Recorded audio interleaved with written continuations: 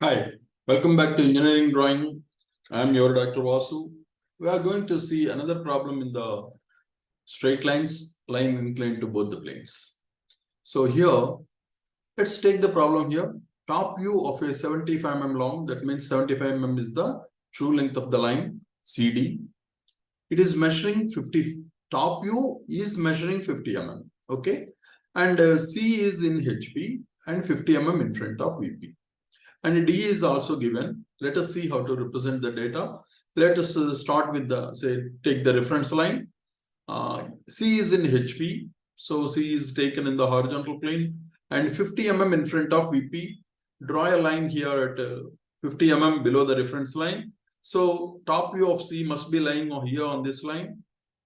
And draw a projector from C dash here. That is nothing but C, the top view. So C is known. D is 15 mm in front of VP. So draw a line here at a distance of 15 mm from the reference line in front of VP. So in the top view only will see it below the reference line. So here 15 mm. And what is lying on this? Locus of D in the top view. Okay. So what else? That means the top view of the point D is lying on this line. And we know C here, and D must be lying on this line. And also the top view length is given 50 mm. So CD length is 50 mm. With 50 mm radius, with C as center, draw an arc here intersecting this line, the locus. So here this point is nothing but, this is the 50 mm radius. This point is nothing but D. So we got the top view of the line here, and this angle is nothing but beta, the apparent angle with in the top view. Next, what else? The top view is true length of the line is given, and D is above HP. That means the front view of D must be lying somewhere here in the above the reference line. Now, because D and D dash lies on the same line, so from D draw a projector here, and we know that D must be lying somewhere here above the reference line and also on this line. That means it is something from here to upwards somewhere. And now let's do one thing. The length of the, we know our observations, the top view length is fixed, CD. So let us make this line parallel to VP. Rotate this line and like this, and make it parallel to vertical plane in the top view. Okay. So this is now I call it as D1. CD1 is the line parallel to VP now. So from D1, draw a projector here into the above, right? So D1 dash must be lying somewhere here on this projector. Now, how I can make use of this one? The true length of the line is given. The line CD is now, this is CD1 is parallel to VP.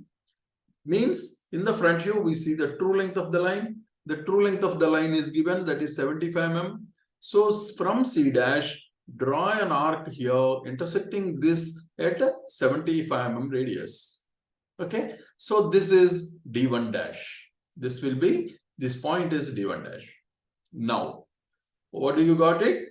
Here, the true inclination with the HP, theta. The angle true inclination with the HP is known, and we have to draw the front view of the line, okay, and find angles. So one angle is known, we have to find a phi also. Now how to get the front view of this line? C dash D dash is to be drawn here. C D dash must be lying somewhere here, and also when this line is making angle with the HP only, that is parallel to VP, this is the line.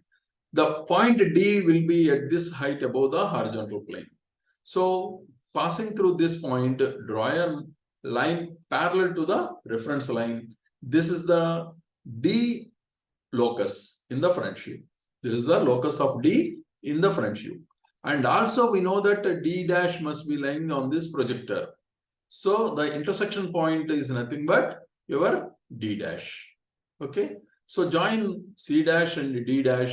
That is your final front view. The final projection of the line in the front view. And this angle is nothing but the apparent angle in the front view. Okay. So we got the apparent angle.